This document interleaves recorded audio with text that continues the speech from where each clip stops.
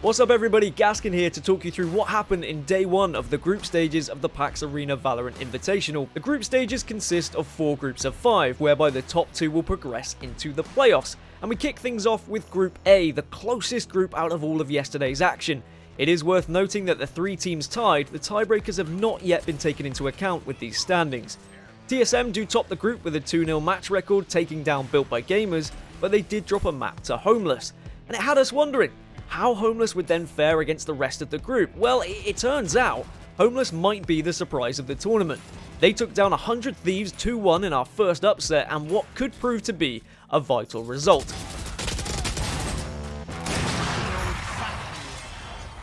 As we move over to Group B, we see T1 with the biggest round difference out of any team in the tournament, plus 37, only dropping 15 rounds across 4 maps in their wins against Echo 8 and Way Too French. Team Envy, who also asserted their dominance with comfortable victories over Team Kefri and Echo 8. And then we have Way Too French, who are probably T1 and Envy's closest competition for that top 2 spot at 1-1. But they'll need a victory against Envy today to have any realistic chance of progression. Both Team Kefri and Echo 8 are struggling at 0 and 2 in the group, and are unlikely to progress without a drastic drop-off from either T1 or Envy.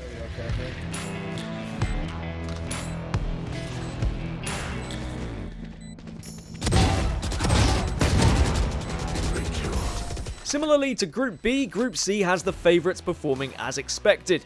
Immortals and Gen G both find themselves 1 match victory away from the playoffs, but they of course still need to face each other.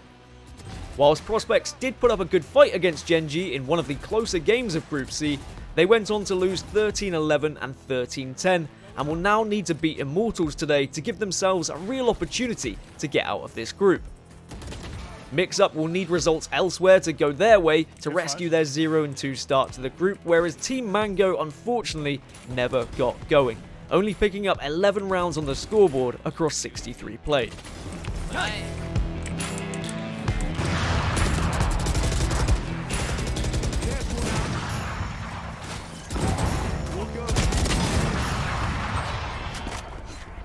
Finally, our last group, and arguably the group of death, Group D, had Sentinels and Cloud9 coming out on top after the initial matches.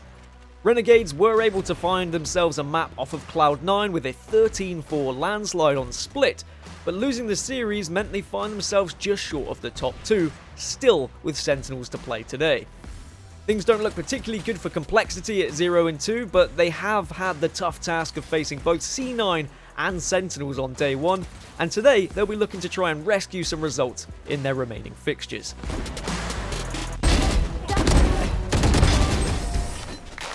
So we still have plenty of matches to come here in this tournament. I'm personally so excited to see TSM versus 100 Thieves, and to see whether Homeless can still shake up that group. Elsewhere in the other groups, we've got all the big matches coming up, like T1 versus Envy, Immortals versus Gen G, and Sentinels versus Cloud9. And now, if there's one thing I can promise you, we're going to have 8 incredible teams going into playoffs.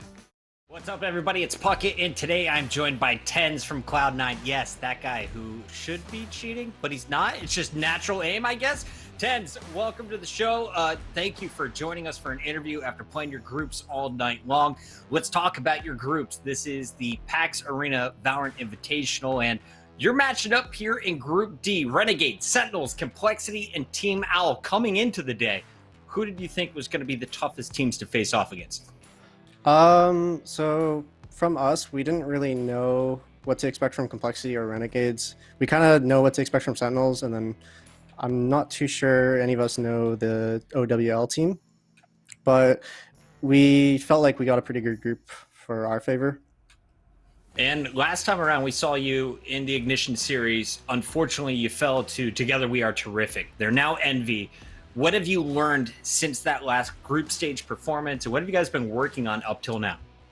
So it's just a lot of getting the reps in with our 5. I'd say we were swapping around 5th for a long time, and now that we've kind of just settled on Vice, it's been pretty well. Our chemistry is just getting a lot better, and we're working better together.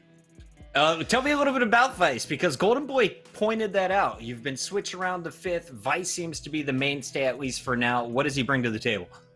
So Vice is really communicative, and he acts as like a second voice on the team with like Skylar, and then obviously Shinobi's the main voice of the team. But yeah, he's just really communicative, and he can play really well. He's very like dedicated to learn like how to play his like position the best way possible. So that's pretty cool. Can we talk about you though? Because I was listening to your stream tonight and you had everyone else muted, and it feels like I could follow the game just from your voice. You also are constantly chiming in. What are your calls? What are you telling to your team when you're in the middle of the game? What is your role on this squad? So I don't know. I'm kind of like a wild card player, so I'll just have a feeling on what to do something, and I'll take over the call for a round, or like I'll just get really aggressive most of the part when I feel like I can do something, and my goal is just kind of to catch enemies off guard.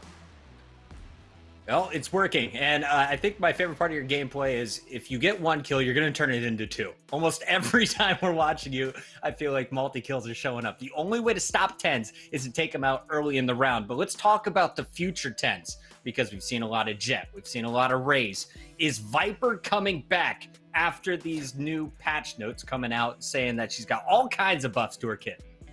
So I forget what team ran a Viper against us, but I tried like peeking into her ult, and I thought it was pretty nuts. But yeah, I was actually planning on picking up Viper, just because my playstyle is kind of whatever. Like I AWP, I rifle, I shotgun, but I can entry, I bait, I lurk sometimes, but not really as much. And so I think it's good to pick up Viper because most teams actually don't know how to play against a Viper properly, and unless the teams get running a Sova, then the Viper's she has like free reign upon everyone. I love it. I love it. Well, Tenz, I know you've had a long day. I'm going to keep this one short, but are you ready for something special? I've been doing this since the Halo 2 days. It's called the Puckett Speed Round. I'm going to give you two options. You have to pick the winner or answer as quickly as possible. Are you ready? Yeah. All right, let's go. It's Puckett Speed Round number 1. Monster or Red Bull? Red Bull. Phantom or Vandal? Phantom. Operator or Judge? Operator. Jet or Raze? Jet. Favorite person to play with? Wait, that's hard. Everyone on my team. Top of your head, quick. Shinobi. Best agent in the game? Sova, by far. Best ultimate? Jet daggers. Best map? Ascent. Most importantly, best skin? The Oni skins.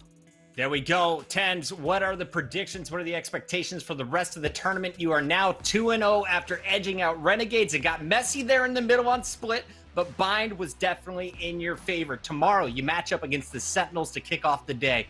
What are your thoughts going in? I feel like we're feeling pretty confident, and we know like what we did wrong in the Renegades game, especially.